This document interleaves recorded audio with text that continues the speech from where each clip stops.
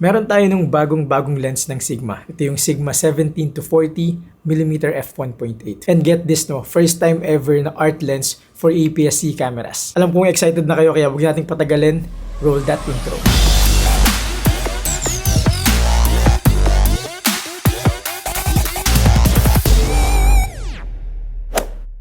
Again, ito yung pinakabagong lens ngayon ng Sigma, yung Sigma 17 to 40. And tulad nga na sinabi ko, no, pang crop sensor, itong lens na to. This is of course E-mount kasi lahat ng cameras ko, Sony. On paper, sobrang wild nung specs nito. Like nung in-announce ng Sigma, people went crazy. Kasi nga naman, zoom lens na merong f1.8 maximum aperture. Kaya personally, ako sobrang excited ko na matry talaga to. And nung natry ko na siya, sobrang excited ako na ma-share ko yung thoughts ko about it. By the way, no, pinadala sa atin to yung Sigma Philippines para itry at i-review. Hindi na ako binayaran para gawin tong video na to, how I wish. But that being said, you can expect honest thoughts and opinions all throughout the video. Simulan na natin sa build quality. Right off the box, sobrang premium nung feel nung lens na to. Hindi na nakakagulat yun kasi nga kasama to sa art series ng Sigma. And para sa mga hindi nakakalam, yun yung top of the line series ng mga lenses nila. And tulad yan na sinabi ko noon na first time magkaroon ng art series para sa APS-C lineup. Kompleto din siya, meron siyang aperture ring, focusing ring, AF/MF switch, dalawang customizable buttons, click on and off switch, saka lock switch for the aperture, which I personally love. Yung filter thread size naman niya sa harapan is 67mm na common kaya hindi ka mahihirapang maglagay ng kahit anong lens filters. So para sa akin na sobrang hilig mag lens filters, sobrang panalo. Sa ilalim naman niya, nothing fancy pero weather sealed siya. For an APS-C lens, no, medyo malaki at mabigat siya, which is kind of expected kasi this is not a prime lens but a zoom lens that goes from 17 to 40mm.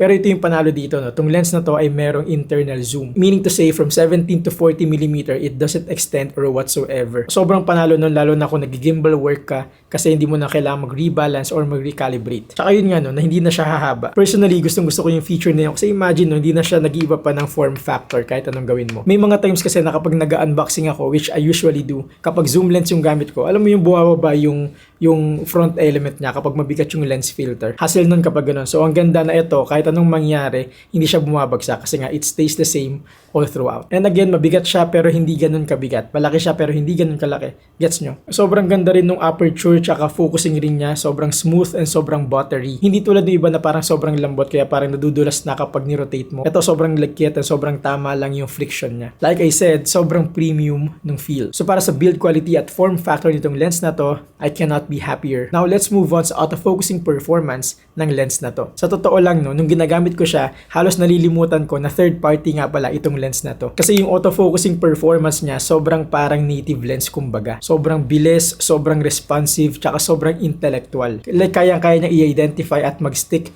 sa subject. So para sa mga solo shooters kagaya ko, no, pwede ka mag-rely sa autofocusing performance ng lens na to. Uulitin ko, no, halos malimutan ko na third party lens nga pala ito. Ganon siya kaganda. May mga konting focus bleeding lalo na sa low light pero normal naman yun kahit sa mga G Master lenses. Pero most of the time, no, I'm telling you, sobrang na-nail nito yung subject. And speaking of focus, no, pag-usapan natin yung minimum focusing distance nitong lens na to. Pero bago yun, no, ano nga ba yung minimum focusing distance? Well, by definition, minimum focusing distance is the minimum distance of the camera sensor from the subject in which it can still nail the perfect focus. Bago ko matry yung minimum focusing distance itong lens na to, no, marami na ako napanood na reviews na isa yun sa mga flaws ng lens na to. Pero truthfully, no, nung natry ko na siya in actual, nasatisfy naman niya ako. Hindi ko siya masabing downside kumbaga. At least in my use cases kasi, enough naman na yung ganito kalapit. Lalo na hindi naman to in-announce sa Sigma na macro lens. Now let's talk about image sharpness. Hindi ko alam kung kailangan ko pa i-hype to, no, kasi Sigma lens to, mga kaibigan, no. Kilala si Sigma sa paggawa ng super sharp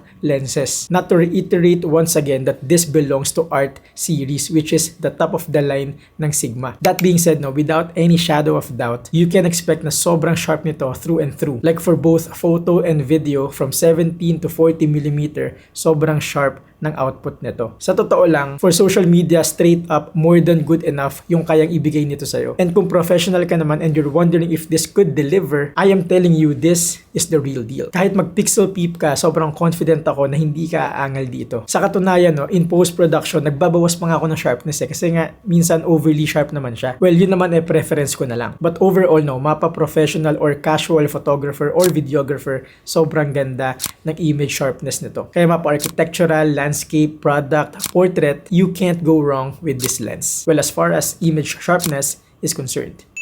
Pag-usapan naman natin yung focal range niya, 17 to 40 mm. This may not be much, especially compared to existing zoom lenses for APS-C cameras like Sigma 18 to 50, Sony 16 to 55, Tamron 17 to 70, etc. Personally ako, bitin ako sa totoo lang. Para sa lahat ng zoom lenses ngayon, pinakagusto kong focal range is yung 17 to 70 ng Tamron. But I guess dito papasok yung you just really can't have it all. Pero nagulat ako na nung ginamit ko na siya in actual, it's not that bad. Meron pa ring feeling na bitin at 40mm pero hindi ganun kabitin sa totoo lang. At least in how I do things as a full-time content creator. Kung professional ka, nag-shoot ka ng weddings and whatnot, you might want to bring an extra 56mm for portraits. And then finally, ito na no, yung elephant in the room, yung f1.8 maximum aperture. Grabe, hanggang ngayon hindi ako makapaniwala doon no, na gone are the days na stuck tayo sa f2.8 kapag zoom lenses. Sinabi ko to sa Instagram post ko recently no, na Sigma is really changing the game with this one. Parang let that sink in for a moment. f1.8 for a zoom lens. In my opinion, that's probably the reason bakit 17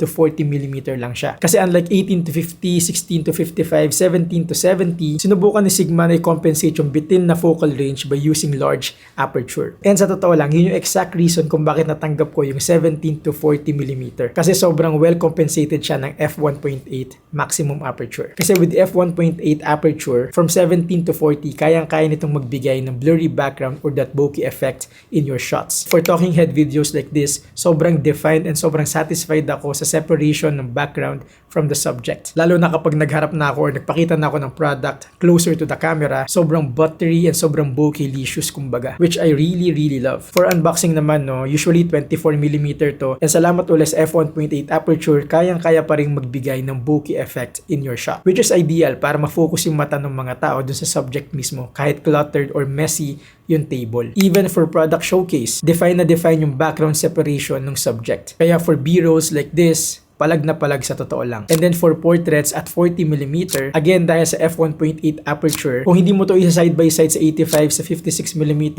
pasok na to sa totoo lang. Syempre iba pa rin yung 56 or 85 no. Pero my point is kung wala kang ganun, tas balak mong ito yung gamitin, sa palagay ko wala namang mga angal kasi sobrang decent naman ng compression tsaka ng background separation. That being said no, you can expect na kaya ding mag-perform ng lens na to sa low light situations. Syempre kailangan mo lang ding magtaas ng ISO no. Pero kung naka Sony camera ka naman, meron naman yung second native ISO na perfect na para dito. Sa totoo lang, sobrang laking bagay ng f1.8 sa lens na to. No wonder kung bakit lahat ng mga reviewers dun nag-capitalize no. Yun yung pinaka naging bentahe nila. But like any other lenses, no, meron ding mga imperfections itong lens na to. Like meron pa rin siya ng mga vignetting, chromatic aberrations, and whatnot. But believe me, hindi sila deal breaker. Sa sobrang daming good things about this lens, sobrang outweighed yung bad things. Mapa-casual shooter ka or professional, laban to, like for real. At this point, you might be wondering, so how much yung SRP nito? Tinanong ko na si Sigma Philippines tsaka ibang stores dito sa Pilipinas, yung magiging presyo nito sa market is 49,990.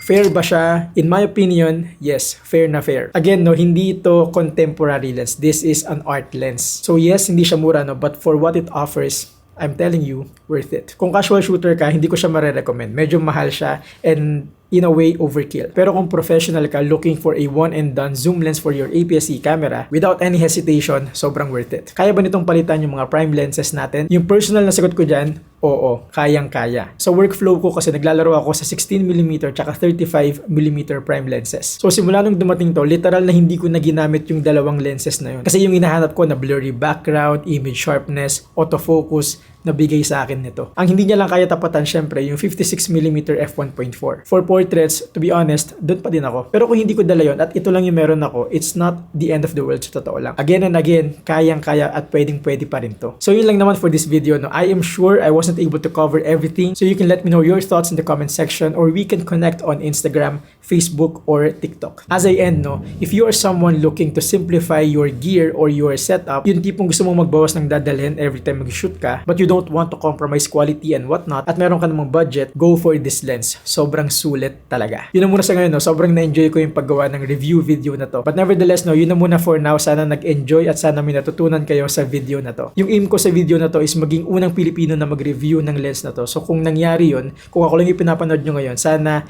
may napulot kayo kahit papano. Again, maraming salamat kay Sigma Philippines for sending this lens over so we can try. Salamat din sa inyo sa pagtambay at sa panonood at sa walang sawang suporta. By the way, kung di pa kayo nakasubscribe, no, subscribe na kayo dito kasi marami pa tayong pag-uusapan at marami pa tayong lenses na i-review. Yun na muna for now. See you in the next video.